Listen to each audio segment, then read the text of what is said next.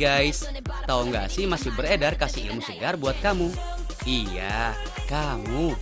Info pengetahuan yang ada di sekitaran siap jadi hidangan buat kalian. Ayo, rapatkan barisan.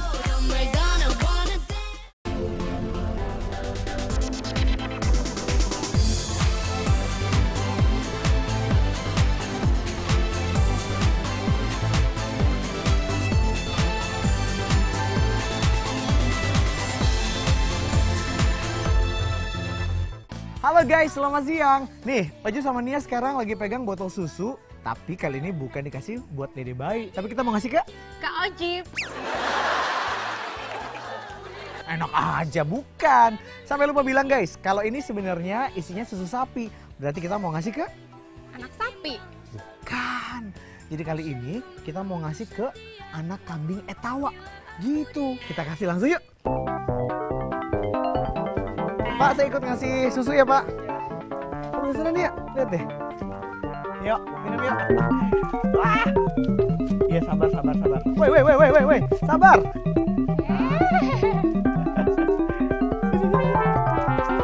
Berdiri. Dia berdiri. Iya ya. Guys, seru ternyata ngasih susu sapi ke kambing etawa. Oh iya, nggak kalah seru juga loh untuk liputan-liputan di episode kali ini. Ya udah, simak baik-baik ya, spesial buat kamu. Iya, kamu.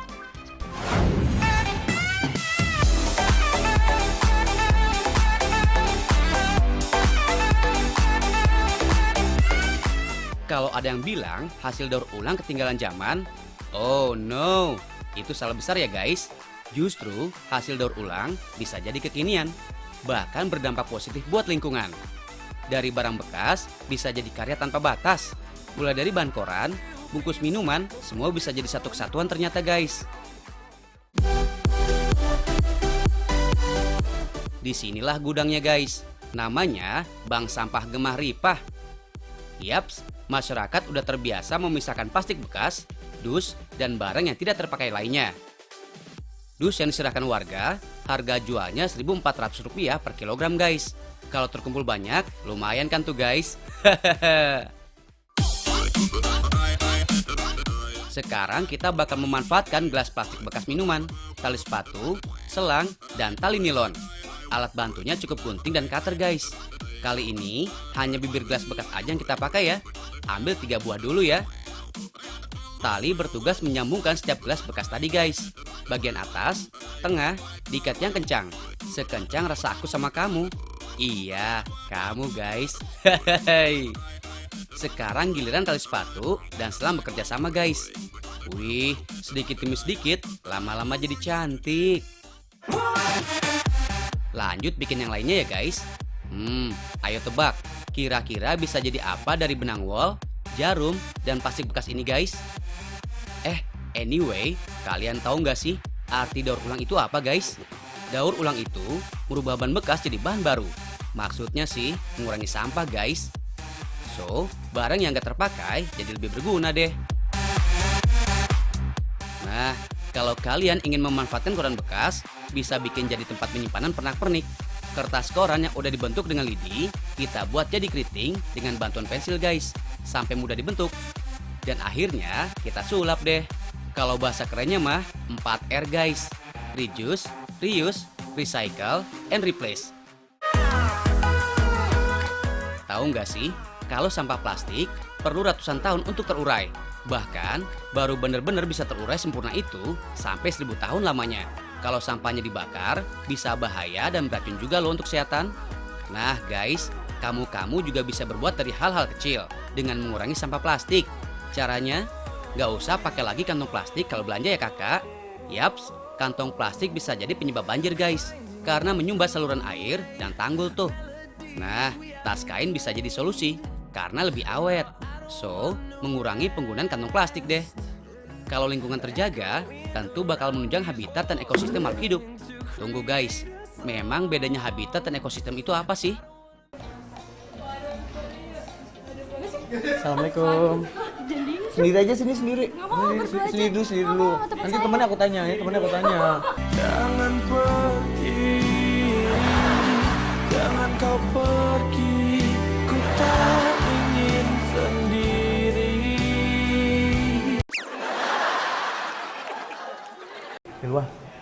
tahu nggak sih apa bedanya habitat dan ekosistem?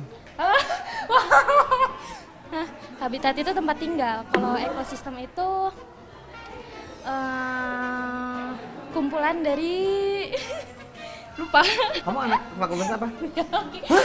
Fakultas biologi nggak bisa jawab habitat dan ekosistem. Bisa. Iya. Selamat siang. Siang. Lagi ngapain sih? Mau ujian ya? Enggak sih, cuman mau kuis ntar. Oh mau kuis. Aduh kejut. Tahu nggak sih bedanya habitat dan ekosistem? Aduh jangan tanya. Habitat itu kumpulan dari beberapa populasi yang membentuk dalam satu lingkungan. Abis itu kalau ekosistem itu kumpulan dari beberapa habitat yang menempati satu lingkungan. Habitat adalah tempat tinggal bagi makhluk hidup seperti hewan dan tumbuh-tumbuhan. Sedangkan ekosistem, di situ tempat adanya habitat. Jadi di dalam ekosistem itu ada hubungan antara makhluk hidup dengan lingkungannya. Itu dia guys jawabannya. Kita ulangi lagi ya. Habitat, tempat tinggal makhluk hidup tinggal dan berkembang biak guys. Kalau ekosistem, tempat adanya habitat ya guys. Ekosistem jadi kesatuan antara unsur lingkungan hidup yang saling mempengaruhi gitu guys. So, di dalamnya ada hubungan antara makhluk hidup dengan lingkungannya. Misalnya hewan dan tumbuhan, atau makhluk hidup lainnya dengan udara, tanah, dan air. Adanya lingkungan hijau penting untuk melangsungkan ekosistem guys. Kayak sekarang yang lagi hits di Jakarta guys. Yes, Hayden Park. Gerakan kreatif urban untuk aktivasi taman kota dan ruang terbuka hijau. Di sini digelar edukasi, juga hiburan supaya masyarakat peduli sama taman kota guys.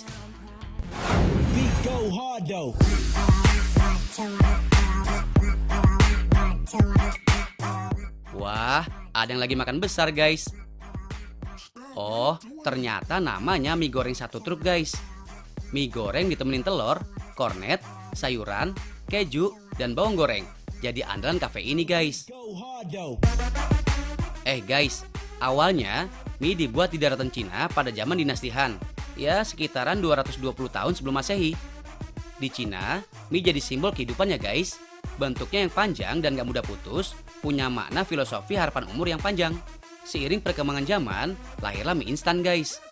Sebenarnya mie instan udah mateng loh guys. Kandungan airnya hanya sekitar 5-8%.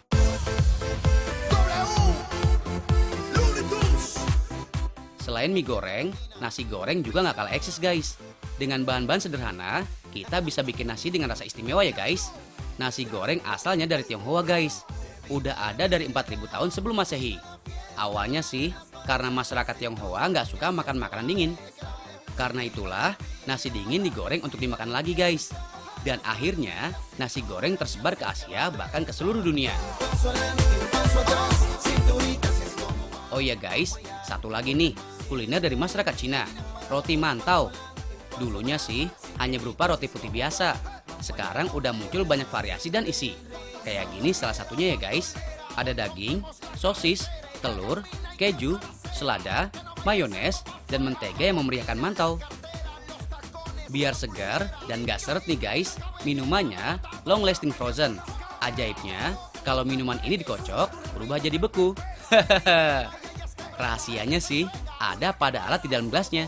Tapi hati aku gak sebeku es kok guys. Apalagi buat kamu. Iya, kamu. Ahiu.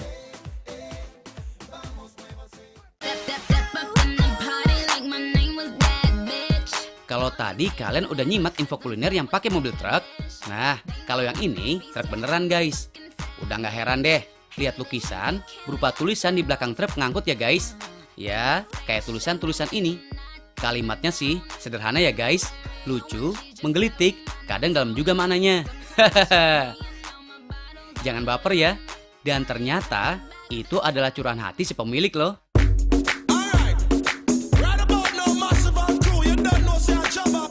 Kita ketemuan sama Pak Miswadi guys. Dia termasuk generasi kedua yang udah handal bikin lukisan di truk kayak tadi. Yaps, dengan cat kayu ini, tangan Pak Miswadi udah terampil. Shh, Kali ini kita buat lukisan ala tau nggak sih ya? Biar eksis di Jalan Pantura. Hey mama, this that shit that make you move mama. Get on the floor and move your booty mama. We the blast masters blast. Untuk membuat tulisan, diperlukan sekitar 5-6 jam guys. Kalau tarif sih, menyesuaikan dengan Pak Supir. Oh iya, seni jalanan kayak gini termasuk urban art guys. Yaps, wujud ekspresi seni dari sekelompok masyarakat yang ada di perkotaan. Asik, lukisan tahu nggak sih, siap eksis di jalanan. For everything I do just for you. Tuh kan, jadi lupa kasih pertanyaan.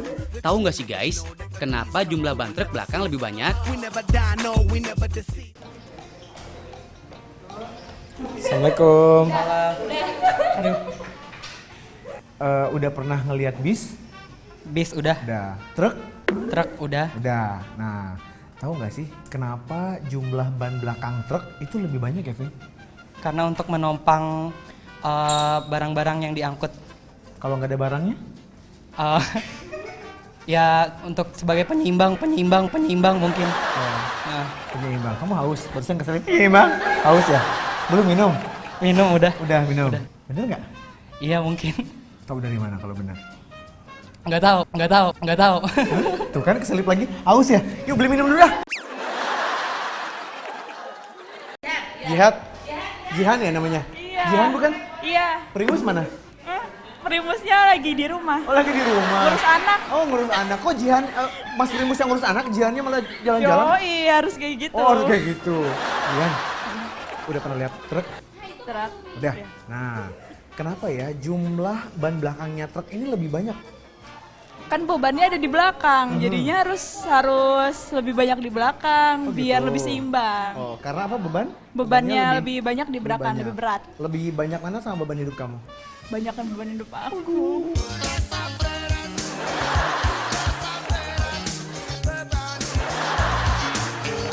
Capek ya, Capek. nyari uang sementara suami Mas Primus ngurusin anak-anak Ngurusin ya. anak. Oh gantian jadi kamu yang kerja gitu ya? Iya. Jumlah ban pada truk itu lebih banyak di bagian belakang dibanding dengan di depan.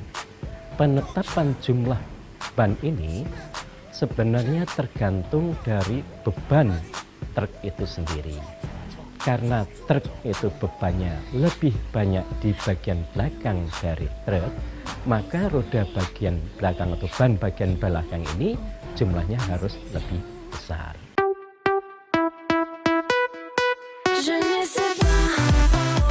Oke deh guys, fungsi ban untuk menahan berat kendaraan karena berhubungan dengan permukaan guys, dan juga untuk memindahkan gaya gerak, gaya pengereman kendaraan guys.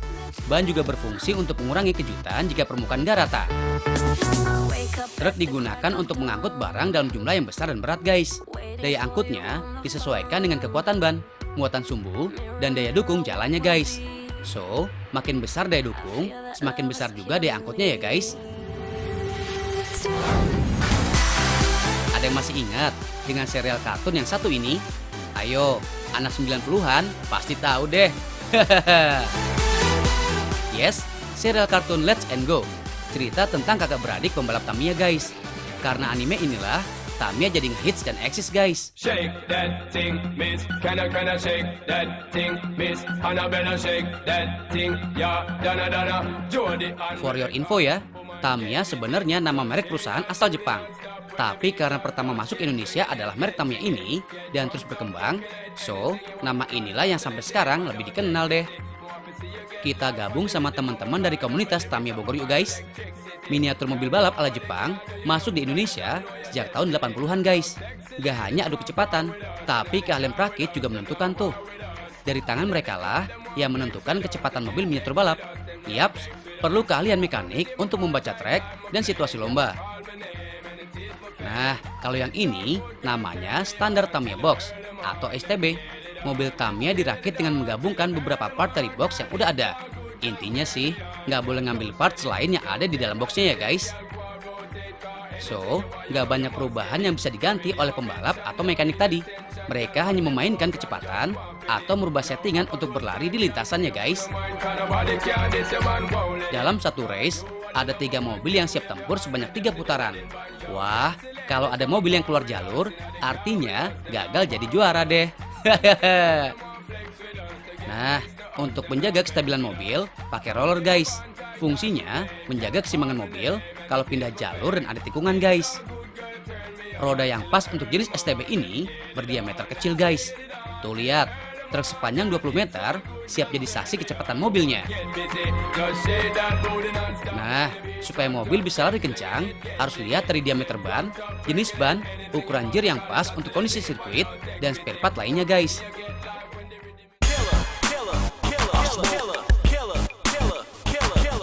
Dari mainan, kita ke mobil beneran ya guys.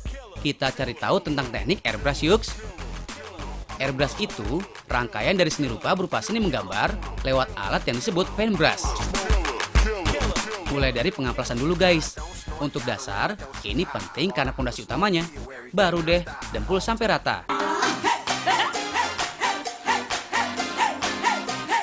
Lalu amplas lagi sampai halus.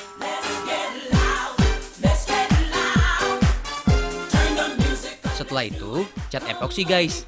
Cat dasar mobil sebagai perekat antara dempul dan cat mobil. Gak hanya itu, fungsinya juga untuk menutup pori-pori dan anti karat ya guys. Lanjut dicat deh. Supaya hasilnya maksimal saat pengecatan, mobil di oven guys. Maksudnya sih, mengurangi debu yang masuk. Nanti hasilnya lebih mulus. Sehingga saat polisan terakhir, lebih mudah dan maksimal deh. Suhunya 60 derajat dengan durasinya sekitar 45 menit ya guys. Nah, sekarang kita coba airbrush guys. Alatnya kayak pensil atau pulpen yang punya lubang kecil. Fungsinya untuk mengeluarkan angin dari kompresor dan mengeluarkan cat yang cukup halus. Cat khusus mobil biasanya harganya lebih mahal ya guys, karena harus yang berkualitas dan daya tahannya lama. Tommy Airbrush udah ada dari tahun 1995 guys. Bermula dari hobi sampai jadi penghasilan yang menguntungkan. Soal harga sih mulai dari 15 juta rupiah guys. Tahan sebentar guys infonya. Kita lanjutin setelah yang lewat berikut ya. Oh, mobil Matic dia langsung jalan aja. Kalau mobil Matic langsung jalan aja. Itu dibawa lari orang atau gimana ya?